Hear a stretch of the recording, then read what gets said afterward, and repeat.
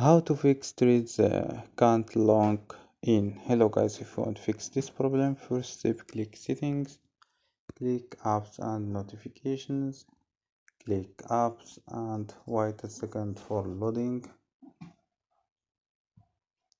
Scroll down for share your app or click here for share. Go to top, click OK and go to storage.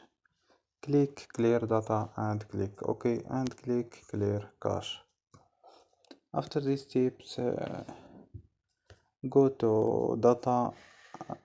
Before go to data, go to storage, click clear data and click OK and click clear cache. And after these steps, restart your phone. So don't forget like and subscribe. Bye.